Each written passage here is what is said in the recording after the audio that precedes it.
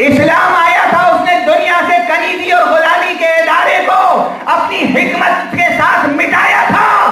आज फिर कनीजें बेची जा रही हैं, आज गुलाम बेचे जा रहे हैं। कल का मुअर्रिख ये लिखेगा कि आजाद दुनिया में, 21वीं सदी की रोशन दुनिया में ये कमीने मुसलमान थे जिन्होंने कनीजी और गुलामी का इंस्टीट्यूशन ईजाद किया।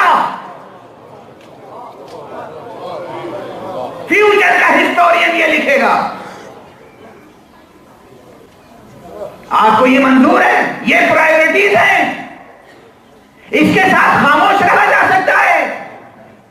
इस्लाम को इतना बदसूरत बना के पेश करो कि गैर मुस्लिम तो इस्लाम कबूल ना करे, जो मुसलमान नस्लें हैं आने वाली उन्हें भी कलिमा अल्लाह से नफरत हो जाए। हमारे बच्चे इस्लाम से नफरत करने लगे। ये कैसा इस्लाम है? ये कैसा इस्लाम है? ये मंसूबाबंद साजिश है। इस साजिश की जो भी वकालत करेगा, जो भी साथ देगा, उसका ठिकाना इस दुनिया में भी और उस दुनिया में भी मालूम है। मगर आपको बेदार रहना है, घाटे का सौदा ना हो जाए।